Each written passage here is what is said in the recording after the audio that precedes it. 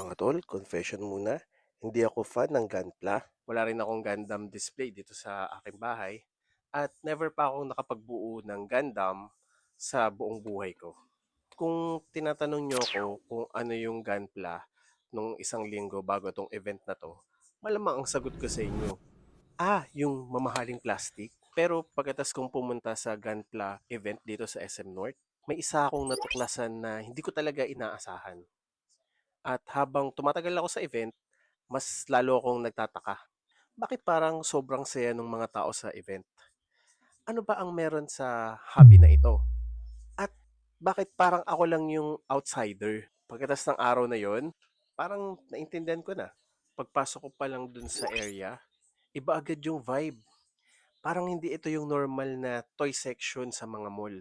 May mga estudyante, may mga professionals, meron din naman mga tatay na may kasamang anak, may mga mukhang galing sa trabaho na nagmamadali, at lahat sila parang may treasure na hinahanap. Pero ito yung nakakatawa. Habang nag-iikot ako, pakiramdam ko, ako lang yung hindi nakakaintindi dun sa mga pinag-uusapan nila.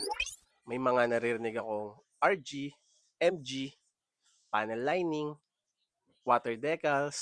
Mga tol, parang iba yung language nila eh. At doon ako nagsimulang mainggit.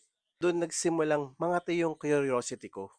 So, pag uwi ko galing sa event, nag-research ako agad sa mga Reddit, sa mga forums, at sa mga local hobby groups. At dito ako pinaka nagulat.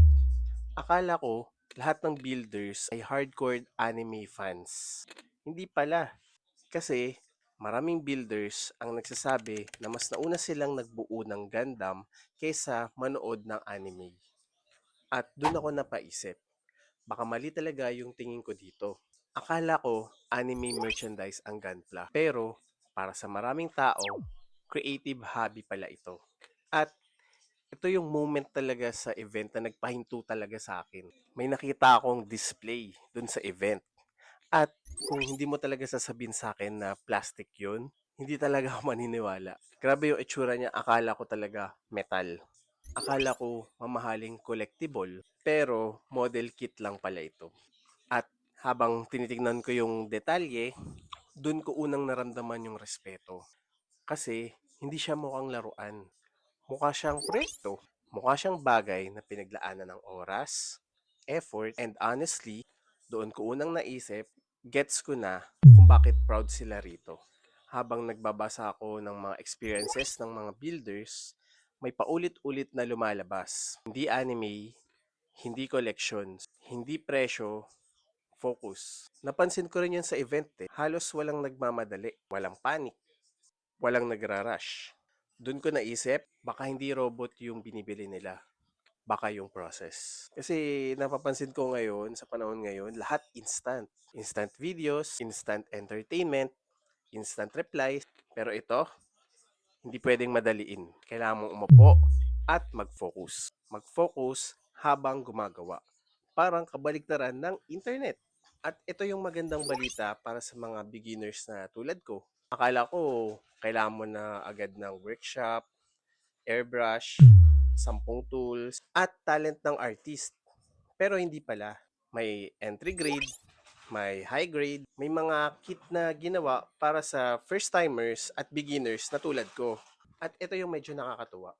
Halos lahat ng advice na nakikita ko pare-parehas. Magsimula ka. Hindi kailangan perfect ang unang try mo. And honestly, dito ako napaisip, baka kaya ko rin yun.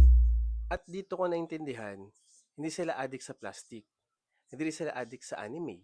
Addict sila sa pakiramdam na may nabubuo sila gamit ang mga kamay nila. Pero, ang maganda sa Gunpla, hindi natatapos ito sa paggawa. Pagkatapos mo siyang buuin, merong mga characters na pwede mong i-display. Parang ganito sa likod ko. Pwede mong i-post pang pictorial, pwede mong balikan araw-araw. Parang physical na resibo ito ng mga effort mo at pasensya na inilaan mo rito. At siguro, ito ang dahilan bakit marami ang nahuhumaling dito at marami rin ang bumabalik sa ganitong hobby. To be honest mga utol, nung pumasok ako dun sa event sa SM North EDSA, plastic lang ang nakikita ko. Pero nung lumabas na ako, medyo kinakabahan na ako para sa wallet ko. may isa pa akong bagay na gustong aminin sa inyo. Meron doon na isang entry kit na binabalik-balikan ko habang nag-iikot ako doon sa event. Hindi ko siya binili, pero hanggang ngayon, iniisip ko pa rin kung dapat ko pa siyang balikan. Kaya ang tanong ko sa inyo ngayon, kung kayo ang nasa posisyon ko, bibili ba kayo agad? O may warning ba kayong gustong ibigay bago ako tuluyang mahulog sa rabbit hole na ito? At kung may isang gun pala kit na dapat kong subukan, anong exact kit yon? Comment nyo na dyan sa baba. Baka sa susunod na video, hindi na tayo puro kwentuhan. Baka first gunpla build ko na. At doon natin malalaman kung curiosity lang ba ito o simula ng bagong hobby. Kita-kits mga utol! Ang Gunpla event nga pala sa SM North EDSA ay hanggang June 15. So, pwede pa kayong pumunta. Habol na guys!